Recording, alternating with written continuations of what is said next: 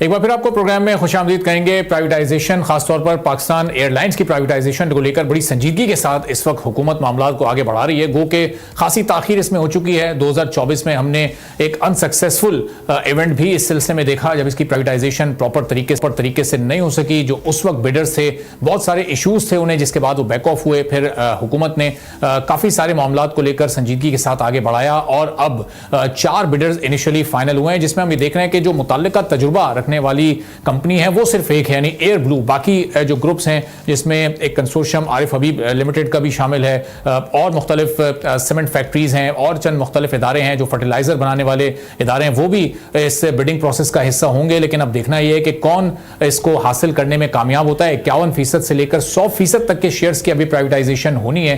कितनी कामयाबी के साथ ये हो सकती है, जबकि हमारे मुल्क में प्राइवेटाइजेशन का जो एक ट्रैक रिकॉर्ड है वो कोई खासा हौसला अफजा नहीं है और तकरीबन 2 दहाइयों से कोई भी कामयाब प्राइवेटाइजेशन हमारे सामने नहीं हो सकी है। इस पूरी सूरत हाल पर हम बात करेंगे। अब्दुल जब्बार साहब हमारे साथ मौजूद हैं, साबिक मेंबर हैं प्राइवेटाइजेशन कमीशन के। बहुत शुक्रिया अब्दुल जब्बार साहब, प्रोग्राम के लिए आपने वक्त निकाला।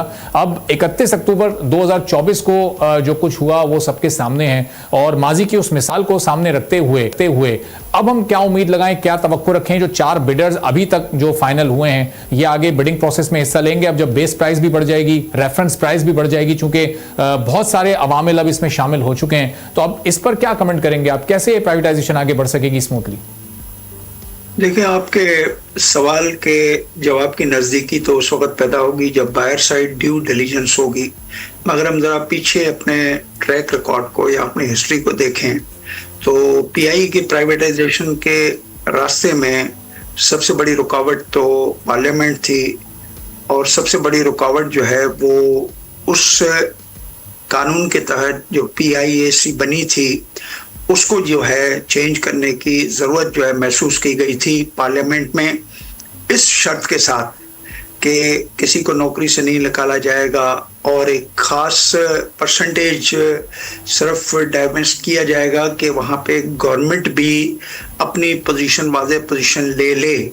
ये चीज़ें थी पार्लियामेंट की गुफ्तगू। आप अभी भी अगर उसको ट्रैक में जाएं तो आपको सब चीज़ें मिल जाएंगी।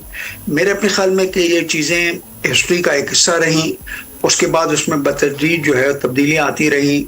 हमने देखा गवर्नमेंट का कंट्रोल, गवर्नमेंट का एक शेयर जो है जो पार्लियामेंट में डिस्कस हुआ, एग्रीड हुआ, जिसके बिना पर पीआईए को एक कंपनी ऑर्डिनेंस और कंपनी एक्ट के तहत जो है उसको कारपोरेशन बनाया गया और कारपोरेशन बनाने के साथ साथ जो है वो चीज़ें जो उसके प्राइवेटाइजेशन की राह में रुकावट समझी जा रही थी वो हुई।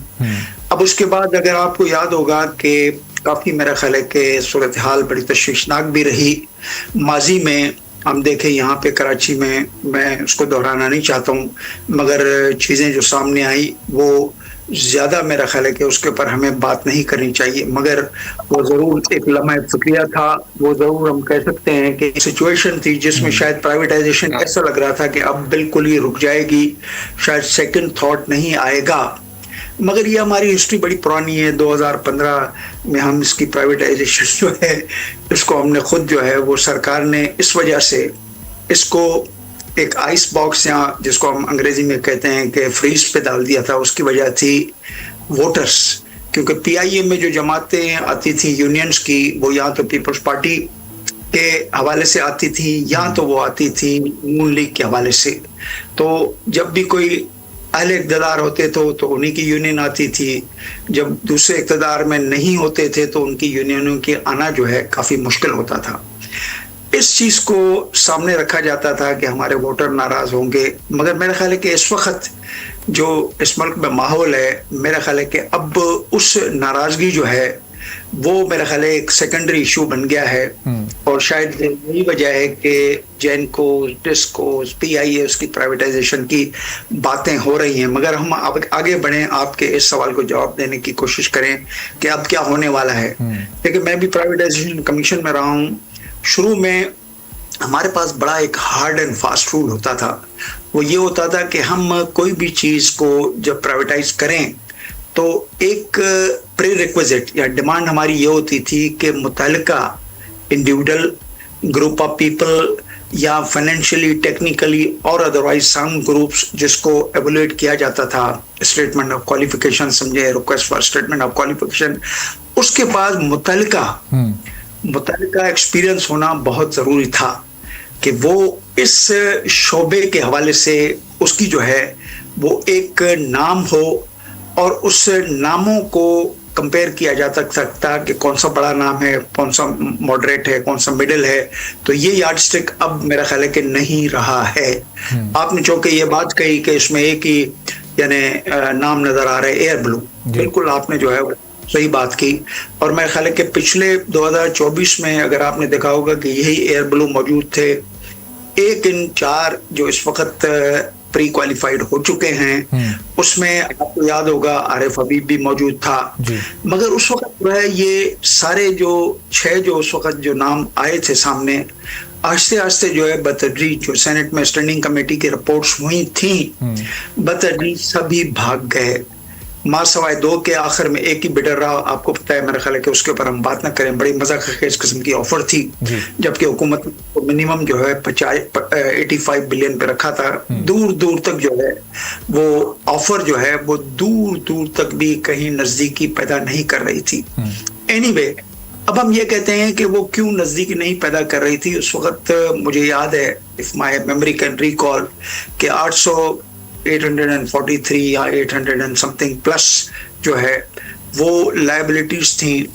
अब उस लायबिलिटीज को जमाने में तकरीबन थोड़ा सा पार्क किया गया होल्डिंग की तरफ, मगर फिर भी 250 के करीब जो है वो एक लोडेड किस्म की एक एसेट था जिसको हम प्राइवेटाइज करने जा रहे थे। हमने फाइनेंशियल एडवाइजर जो भी रखा, उसके अगर हम थोड़ा सा एक गाइडेंस पे चलने की कोशिश करें तो उस वक्त ये गाइडेंस थी कि जो भी आएगा नया एंटरप्रेन्योर जो इसको अक्वायर करेगा, वो पहले साल में 80 अरब रुपए ऑपरेशनल एक्सपेंडिचर्स को जो है वो लेगा। उसके बाद वो 200 अरब रुपए की लायबिलिटीज को भी ऑफसेट करेगा और साथ साथ $500 मिलियन के जो है वो क्या करेगा, इन्वेस्टमेंट करेगा। मेरे ख्याल तीनों शराइत जो थी वो बिल्कुल किसी तरीके से कोई अट्रैक्शन पैदा नहीं कर सकी उन 6 पार्टियों के हवाले से, जो आखिर में क्लोज करते हैं इस टॉपिक को कि फिर एक पार्टी आई। एनीवे 24 की जो है वो प्राइवेटाइजेशन टोटली फेल्ड हुई। मगर आपके किसी प्रोग्राम में मैंने ये भी कहा था कि मेरे अपने ख्याल में हम